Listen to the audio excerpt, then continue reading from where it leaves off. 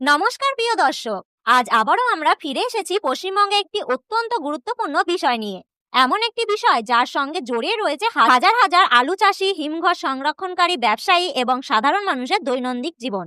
আজকের এই ভিডিওতে আমরা আলোচনা করব পশ্চিমবঙ্গে বিভিন্ন ইউনিটে আলুর চাহিদাকে কেন্দ্র করে বন্ড ও রেডি আলুর বর্তমান বাজার দর ঠিক কোন অবস্থায় রয়েছে।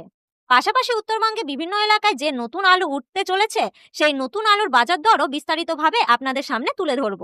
আপনি যদি এই চ্যানেলে নতুন হয়ে থাকেন, তাহলে অবশ্যই চ্যানেলটি সাবস্ক্রাইব করুন এবং পাশে থাকা বেল আইকনটি প্রেস করে রাখুন।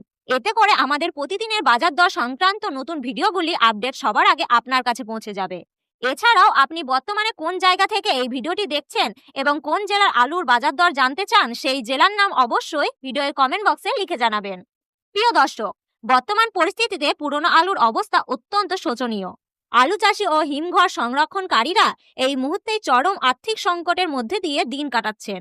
বাজার দর একেবারে তলানিতে এসে থাকায় চাষিরা ব্যাপক ক্ষতির সম্মুখীন হচ্ছে। এই অবস্থায় রাজ্য সরকারের পক্ষ থেকে কোনো কার্যকর পদক্ষেপ না নেওয়ায় আলু চাষি ও সংরক্ষণকারীদের মধ্যে তীব্র ক্ষোভ তৈরি হয়েছে। চাষিদের দাবি, আগামী দিনে যদি এই পরিস্থিতি অব্যাহত থাকে তাহলে আলু শিল্প সম্পূর্ণরূপে ধ্বংস হয়ে যাওয়ার আশঙ্কা রয়েছে। তাদের মতে এর জন্য কিছুটা দায় রাজ্য সরকারের রয়েছে, কারণ আলুর দাম বাড়লে রাজ্য সরকারের দ্রুত দাম নির্ণয়ের বিভিন্ন ব্যবস্থা গ্রহণ করে। অথচ বর্তমানে এই সংকটময় পরিস্থিতিতে রাজ্য সরকারের কোনো সক্রিয় ভূমিকা চোখে পড়ছে না।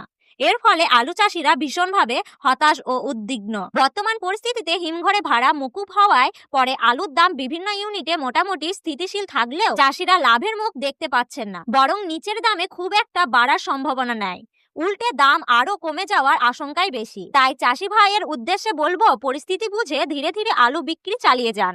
বিভিন্ন ইউনিটে ব্যবসায়ী জানাচ্ছেন, বর্তমান বন্ড আলুর তেমন কোনো চাহিদা নেই, অথচ প্রতিদিনের বিপুল পরিমাণে আলুর বাজার বের হওয়ায় এবং বিভিন্ন বাজারে পাঠানোর জন্য লোড হচ্ছে। এই পরিস্থিতিতে ব্যবসায়ীদের উচিত আলু চাষি ভাইদের পাশে দাঁড়ানো এবং ন্যায় দাম নিশ্চিত করার উদ্যোগ নেওয়া। চলুন এবার দেখে নেওয়া যাক আজকের দিনে পশ্চিমবঙ্গে বিভিন্ন ইউনিটে আলুর বর্তমান বাজার দর এক নজরে।